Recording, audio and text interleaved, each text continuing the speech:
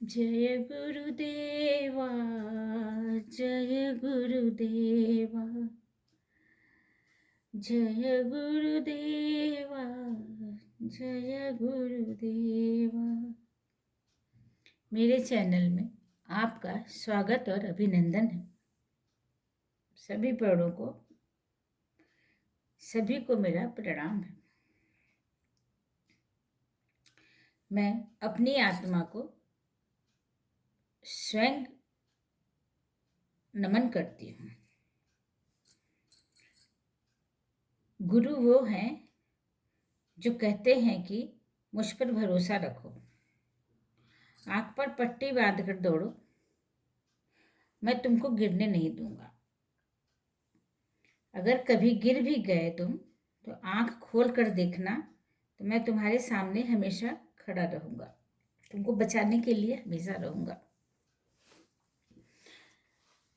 ऐसे गुरु को कोटिश नमन, जिन्होंने अपनी आत्मा का दर्शन, जनक जी को आत्मा का दर्शन करा दिया, आत्मबोध से परिचित करा दिया।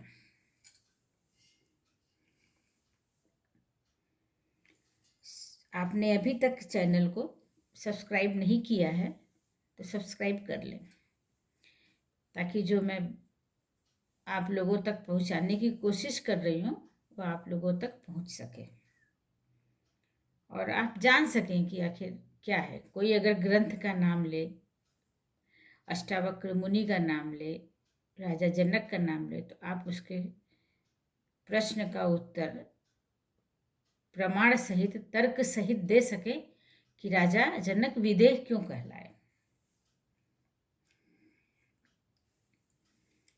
संतुष्टोऽपि न संतुष्टः, खिन्नोऽपि न च खिद्यते, तस्याश्चर्यदशां तां तां तादृश एव जानते। जो आत्मज्ञान को प्राप्त कर चुका है वह संतुष्ट होते हुए भी संतुष्ट नहीं, खिन्न होते हुए भी असहज नहीं। उसकी इस कौतूहलपूर्ण दशाओं को केवल वही समझ सकता है जो उसके जैसा ही ज्ञानी हो। दिखने और होने में गुरुजी बताना चाह रहे हैं कि दिखने और होने में वही अंतर है जो मानने और जानने में है। जैसे हम अंधेरे में चलते चले जा रहे हैं और रस्सी पड़ी हुई है, उसको सांप समझ करके डरते रहें, तो दिखने में तो वो सांप दिखाई दे रहा है, लेकिन असली में वह क्या है? रस्सी है। तो एक में प्रतीति होती है जबकि दूसरे में निश्चय। गुरु जी के कहने का मतलब है कि एक में तो दिखाई देता है और दिखने और होने में इतना ही अंतर है जितना कि मानने और जानने में। तो मेरे मन ने मान लिया कि वो सांप है, तो वो मेरा मन कभी रस्सी मानने को तैयारी नहीं होगा। अगर हमने उसको छू कर देख लिया कि वो रस्सी है, तो वो मानना भी पड़ेगा और जानना भी पड़ेगा।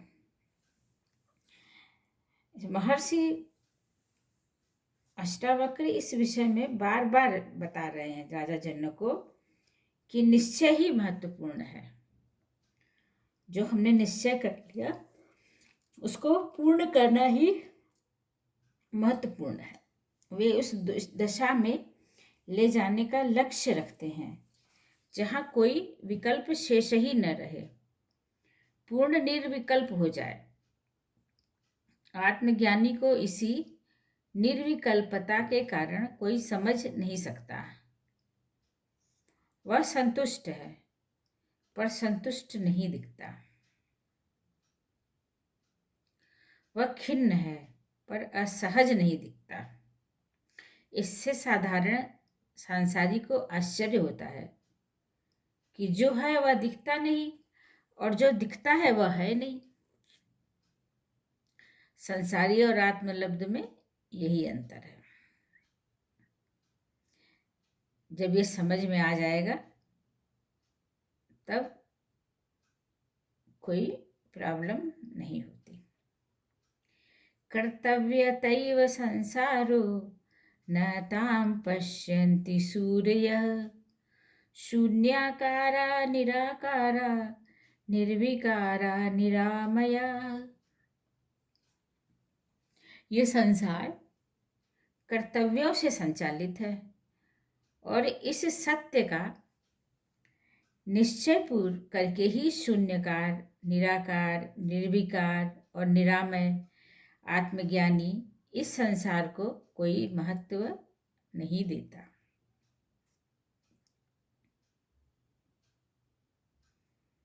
संसार कर्तव्यों से संचालित है, इस सत्य का निश्चय कर ही शून्याकार, निराकार, निर्विकार, निरामय जब आत्मज्ञानी इतनी ऊंचाई तक पहुंच जाता है तो वह संसार को कोई महत्व नहीं देता है। उसको ये समझ में आ जाता है कि संसार कर्तव्यों से निर्धारित होता है। ये संसार पूरे संसार का पोषण या जगत का पोषण या पृथ्वी लोक का पोषण कर्तव्यों से होता है। जो संसार में आ गया उसे कर्तव्य निभाने के लिए कर्म करना ही पड़ता है। संसारी को कर्तव्य के साथ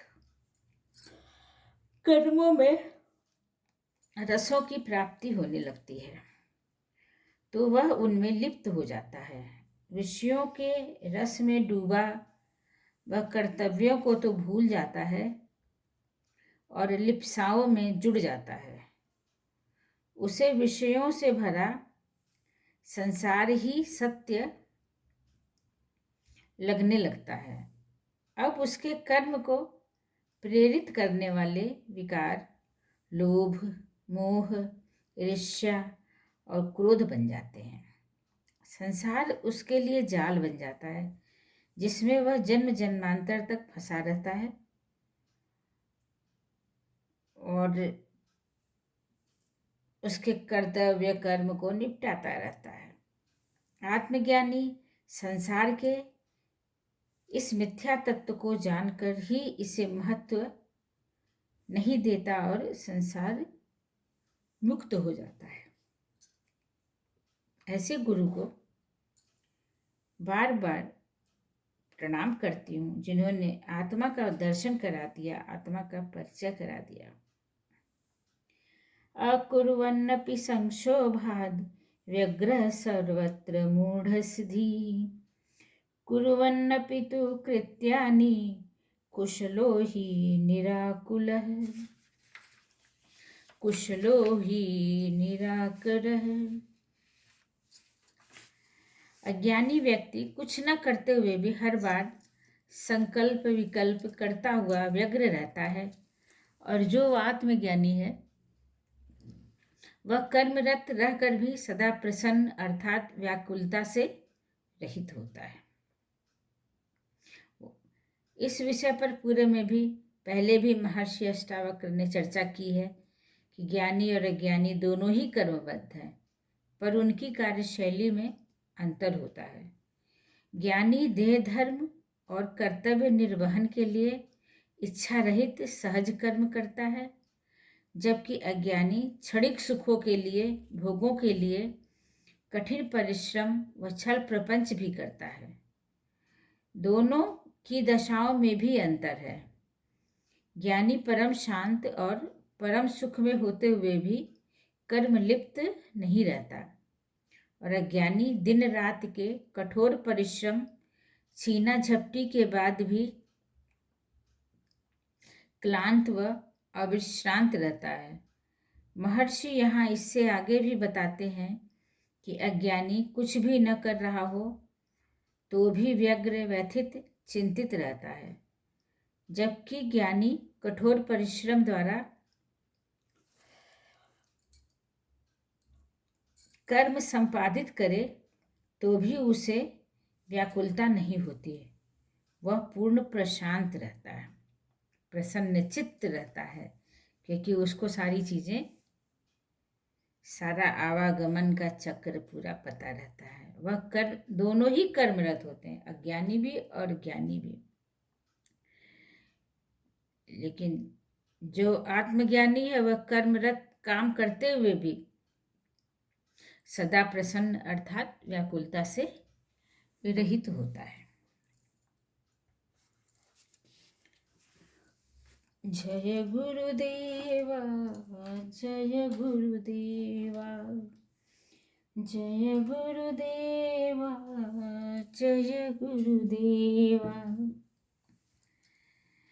जनक जी ने जब उनको आत्मलब्ध हुआ तो जनक जी ने प्रार्थना की, अष्टावक्र गुरु की भूरी भूरी प्रशंसा की, आरती कही। तुम ही मेरे नैया, तुम ही हो खिवैया, तुम ही आसरा हो, तुम ही आसरा हो। कदर मेरी किसी ने भी नहीं जानी, हमेशा रहा मेरी आँखों में पानी। गैर तो गैर अपनों ने रुलाया, तुम ही आसरा हो, तुम ही आसरा हो। तुम ही मेरी नैया, तुम ही हो खिवैया, तुम ही आसरा हो, तुम ही आसरा हो। इसी के साथ मैं विराम लेती हूँ। बड़ों को प्रणाम, छोटों को आशीर्वाद है। आप लोगों के साथ मैं अपनी आत्मा को भी नमन करती हूँ।